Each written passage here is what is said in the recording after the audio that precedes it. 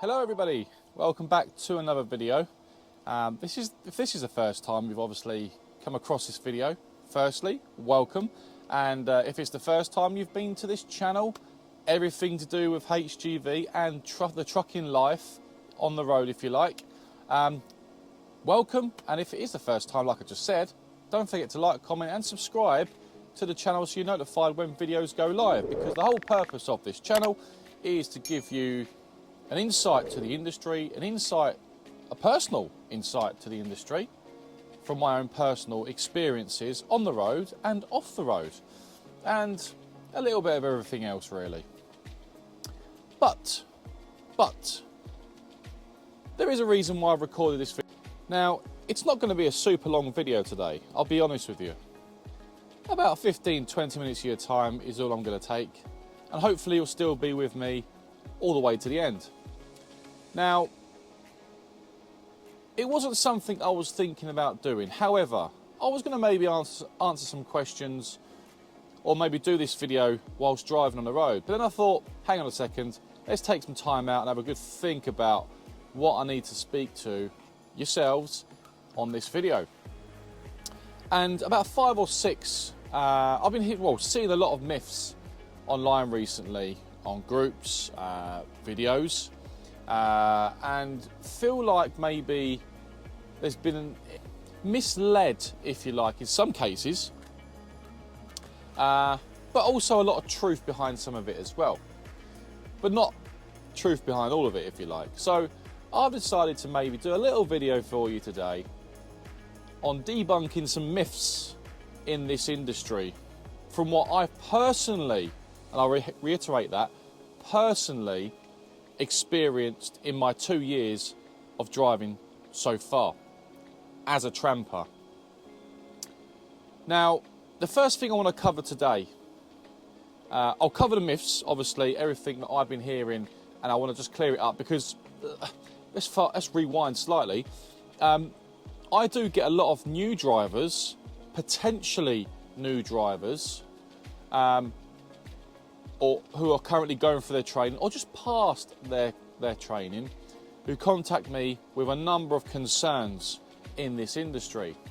I also get people contacting me and saying, is it worth me spending £3,500 or up to £4,000 on my Class 1 and Class 2 licence? I'm worried, Billy, because of X, Y and Z. And a couple of the myths that I'm hearing, or a couple of things that I'm hearing on questions that I personally get on social media, a couple or a few that I'm going to mention in just a moment on this video. So I'm going to clear up a few of those, because I know there's a lot of people concerned out there about getting their licence and about being in this industry, and I want to clear up a few things.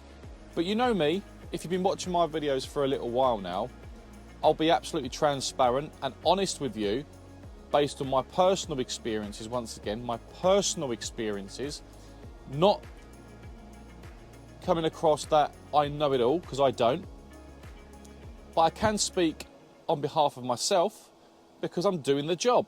I'm in the industry. I've been there, done it, got the t-shirt, and still doing it to this day. And there's a reason why I'm still doing it to this day. I must be enjoying it. Although you have your ups and downs, your good days, your bad days, but I'm still here at the moment.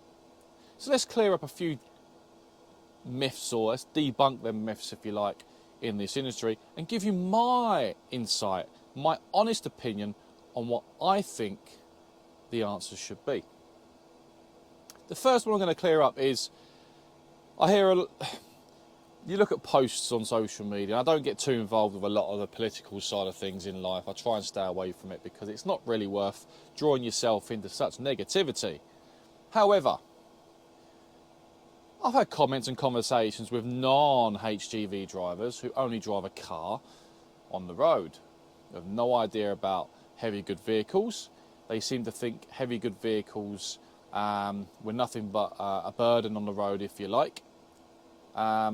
And don't really understand a bigger picture of why these vehicles are on the roads. So let's talk about the first one.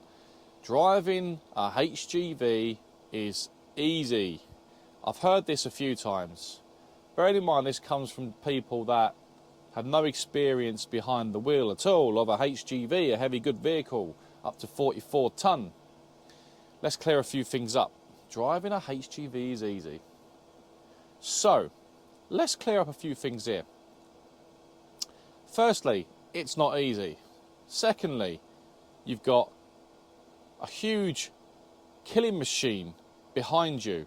You're driving, operating a killing machine that if anything goes wrong on the road, you're probably going to take out a good few people and a good few vehicles along the way if it goes completely tits up.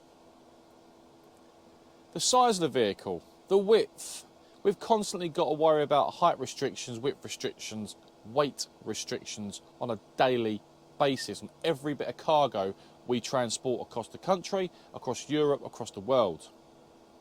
That's the first thing. The second thing is regulations. We are limited and strictly limited to how much driving we can do, how much rest we can have, etc. So our regulations are a lot more difficult than driving a car, a van, a 7.5 tonne, whatever it may be. So we are under strict regulations to ensure we oblige by the law on a daily basis. With our timings, our rest periods, our driving periods as well, on a card that we put in a machine above our heads called a tacho machine. So they're regulations we've got to keep on top of as well. So we have to really think about our stopping distances, our braking distances. When should we brake? The heavier we are, our stopping distance is increased, the longer it takes for us to slow down driving these trucks. Now, some drivers out there will say driving an articulated lorry is easy anyway. For those who have been driving a very, very long time, yes, it is easy once you know how. It's like anything, you get used to driving it. It gets a lot easier as time goes on. So driving a HGV is not easy, and that's just a few pointers that I'm going to bring out to you there. So if you're thinking about going for your HGV licence and you think, you know, complacency driving these things is easily done, you can easily fall into complacency mindset and it all goes absolutely wrong when you shoot your load, meaning your load in the back of the trailer is popping out your curtains because you haven't secured it properly, or you've taken a roundabout a bit too fast. And everyone's done that at some point. Have I? Not really. But I'm not going to speak too soon because it can happen to any of us. Every day is a learning day. So, there are a few pointers there. So driving a HGV is not easy. For those who think it is easy, well, go and get your licence and prove us wrong. Second, all drivers do is drive. Now that's something I've heard a lot of recently on comments on social media. Whether they're having an argument with another driver or what, I don't know, or disagreement, shall we say. Let me clear a few things up here then. Yes, all we do is drive. We drive up to 9 or 10 hours per day as heavy good vehicle drivers. So legally, we can't drive more than 10 hours per day twice a week. But 9 hours a day, 3 days a week, so we're restricted. So very strict driving regulations we have in place.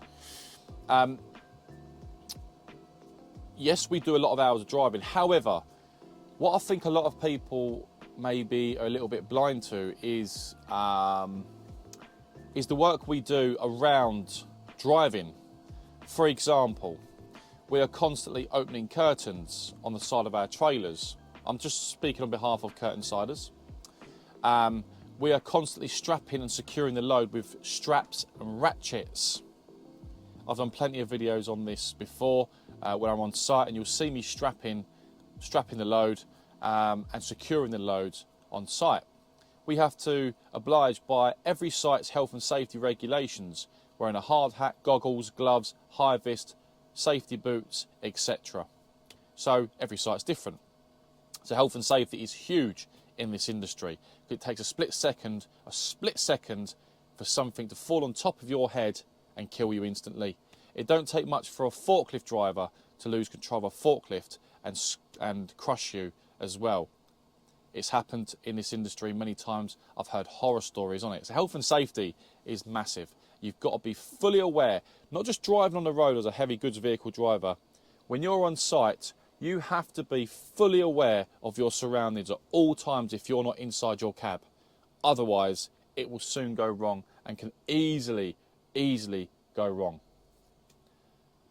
So also as well, we've also got to think about the cargo we've got on the back. We could have up to 25, 26 tonne on the back of our trailer, which also puts a lot more stress on the driver when they're transporting the goods across the country, because we have to think about our stopping distances and weight restrictions as well.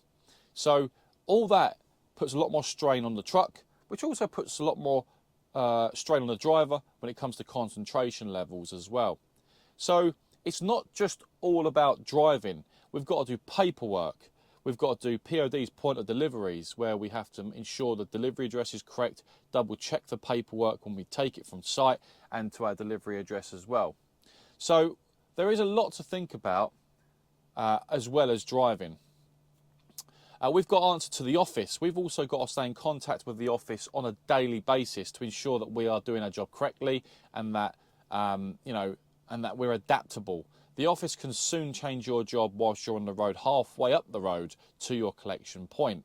They can easily divert you elsewhere because it's more financially viable for the business to change you rather than keep you on track to that job. So you've got to be adaptable. That can also have stresses on the driver as well. That's just a few things I'm going to mention on that topic, but it's not just all about driving. So if you're thinking about coming into the industry because you think it's just about the driving, a big, sexy lorry, then you're going to be, unfortunately, you're going to be very disappointed. Try driving one of these in central London, or the central of Birmingham, central of Manchester, Liverpool. It's a different ball game. Your stress levels are up here. Even if you think you're not stressed, you are. So, that's all I'm going to... There's probably a lot more I can cover on this, but I want to keep this video pretty short. You get to, what's the other one we've got on here? The money. The money is poor. Right, okay, so this is... The money is something that always comes up. Sorry, I keep looking over there. There's a driver parked over there and he's doing bits and bobs. He's waiting to get loaded after me. The money is poor. Well, where do I start with this? We can talk about wages. I will do a video on wages, a separate video. I'll go into more detail, actually, in the near future. I would say, from a personal perspective, let's just rewind. I would say the money, let's just say it this way, depending on who you work for, depending on the company you work for, what you're transporting, what you're carrying, every company's got its different wage, hourly rates, if you like.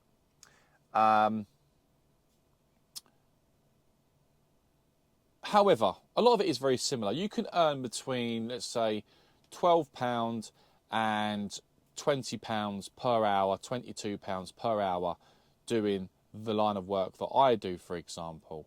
Now, I only give you an estimate range of hourly rates because it's really hard to pinpoint exactly what people are actually earning, but that's to give you the sort of ranges between what you earn per hour in the line of work that I do, which is general haulage, palletised haulage, anywhere up and down the country. Now, the money is very, very, very good. I won't say very, maybe it's an exaggeration. The money is very good if you put the hours in. You're only going to earn good money in this industry. As a tramper, for example, I know a lot of you guys are thinking about going into tramping. The money's very good if you do the hours. You have to earn a decent wage, I would personally say. As a tramper, you need to be ranging between 55 hours and 70 hours per week. That's your driving time and working time directive in total, combined to 13-15 hours per day. If you want to earn a decent living in today's age. Go back 10 years ago, you wouldn't have to do them sort of hours to earn a reasonable living. So you've got to do the hours to earn good money in this line of work. If you're a day driver, a night driver, that may differ because you'll be starting and finishing and then going home. You know your hourly rate, you know your day rate, that's it. In tramping or sort of general haulage tramping, curtain side of work I'm referring to at the moment because that's what I do, you need to be doing the hours to earn the money. You'll get your night out money, you'll get your food money or food vouchers, Your parking can be covered depending if your company cover it, and you've got your hourly rates as well. I tend to make up a bulk of my income through overtime. Without the overtime doing the work I'm doing now, it'd be pointless me doing this job, because I wouldn't earn the money that I need to be earning to have a sustainable income and a sustainable lifestyle for me personally. So the overtime that I do as a tramper on the road really bumps up my income every year. That's where companies are quite clever with it. They know the drivers need to do the overtime to earn good money, that they want to earn a sustainable income. So that is how they put the contracts across. As drivers, we're not silly. We know how companies work it. So the money can be good, but the money can be poor. Really do your research on companies before you go and work for them. And tip number one that I give anyone out there that are going for a new job in this industry: make sure you get a contract before you start your job, because I've made that mistake before by going to a company. I got my contract 3 days in to starting a job, and it was completely misled and wasn't what it was sold to me on interview. So make sure you get your contract before you start any job. That's my biggest tip. The next myth I want to debunk here is it's just a job. HGV driving is just a job. I hear this a lot, and people say it. I've had friends who have said it to me. It's just a job. You know, I think unless you work in the industry, you don't really know. It's just a job if you're a day driver. It's just a job if you're a night driver. It's just a job if you're trunking, going from A to B every day, same route, blah, blah, blah. If you are a tramper, and I'll make this, I'll emphasize this, tramper, if you are a tramper, you sleep in your truck like myself, Monday to Friday or Monday to Saturday, it's not just a job. It's a lifestyle. It's part of your life. Whether you think it isn't or not, it becomes part of you. It becomes part of your life, your family, your wife, your girlfriend, your boyfriend, your sons, your daughters, your mums, your dads. They have to accept and fit in, and accept, should I say, and fit into that lifestyle that you have. Because you're not just going to get home on a Friday when you're stuck up north and you've got an accident, or you've run out of drive time, or your working time directive, whatever it may be. You need to park up legally and then head back in the morning. It's not just a job, it's a lifestyle. And I'm not saying that's a good thing, I'm not saying it's a bad thing, but tramping as a HGV driver has been around for a long time, even way before I started driving as well. But in the 2 years I've been doing this, I've learned very quickly, it's part of your lifestyle, and your loved ones have to accept it. And if they don't accept it, then life can be very difficult for yourself at home as well. So if you've got a supportive family, supportive son, supportive daughter, supportive wife, supportive partner, your life is going to be a lot easier and a lot happier on the road. So if you come into tramping and your loved ones miss you, and they will miss you, don't get me wrong, my wife misses me, my daughter misses me every single day, they want me to be at home a lot more, but at the same time you've got to make a decent living.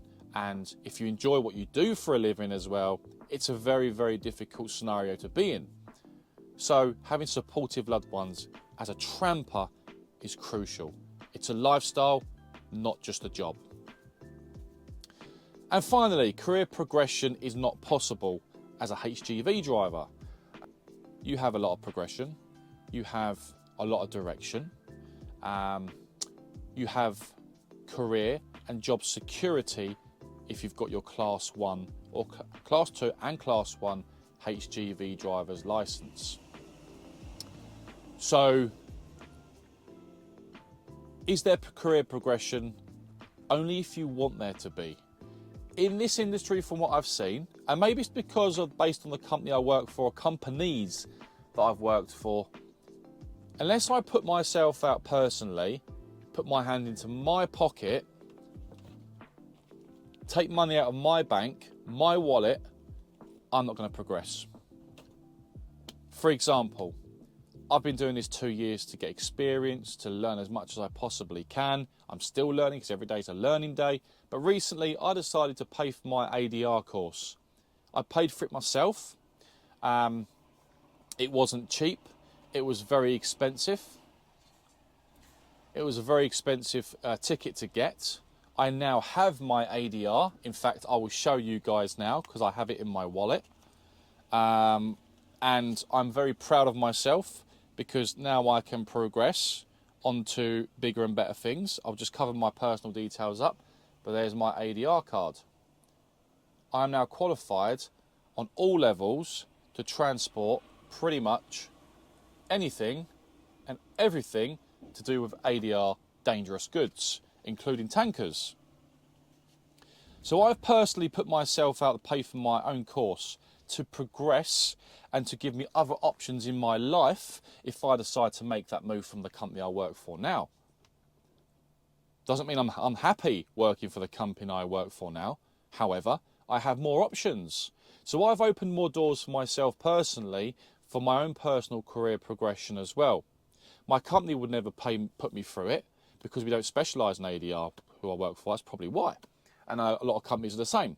However, you can progress wherever you want in the transport and logistics industry if you've got your HGV licence. However, if your company don't put you through it, you've got to put yourself out and put you through your qualifications yourself. And if you want to get yourself into a better position, you've got to do that. You've got to put your money into your hand into your pocket and pay for it yourself. You can go ADR, dangerous goods. You can go HIAB, crane licence. You can go into shipping. You can go container work, which is driving. You can go on the shipping side of things, which is container and the shipping side of things. You've got air freight, you've got sea freight, you've got road haulage, which is obviously us. There's a lot of options you've got, but you just have to get your qualifications in place to open a door for yourself to move into that direction. So career progression in the transport and logistics industry is massive. You can do anything you want to do. Do not listen to any drivers or anyone that says once you've got your Class 2 or Class 1 HGV licence, you are limited to where you can go. You'll be a driver for the next 20, 30, 40 years and that's it. Now, nothing's wrong with being a driver for that long. Because if you enjoy what you do, good luck to you. Good luck. If you enjoy it, then keep doing what you enjoy doing. Do what you love doing. I love being a HGV driver. I love driving Class 1 heavy good vehicles. That's why I'm still doing what I'm doing, because I enjoy doing it. I've got a passion for trucks. But never think for a second you can't progress onto bigger and better things in this industry. If you want to move into leadership, supervisor, warehousing, the world's your oyster. You've just got to put yourself out to get the qualification to open the door for yourself to move on. So don't listen to anyone that once you've got your Class 1 licence or Class 2, you're stuck for life being a driver. Absolutely not. It's your life. It's down to you to push on and progress to whatever you want to do in your career and in your life. So they're just a few things I wanted to cover. I think that was 5. 1, 2, 3, 4, 5 myths I wanted to debunk on this video. I know it's a lot of talking from me, but I've kept it simple, straight to the point, transparent, honesty with you, and that is my main aim, is to be honest with you on these videos. I know a lot of you guys watch my videos and, you know, you're all genuine people who are either drivers, non-drivers, spotters, potentially new drivers as well. And I just wanted to be completely honest with you on this video and debunk them myths, because a lot of you guys have been asking me them specific questions. It's put you off a little bit and giving you doubts about yourself. So I hope this video helps, guys. Thanks for watching. Have a marvellous day. Look after yourselves. Be safe on the roads. And don't forget to like, comment, subscribe to the video if you really liked it. If you didn't like it, give us a thumbs down. Sending lots of love to you guys. Be safe. See you on the next one.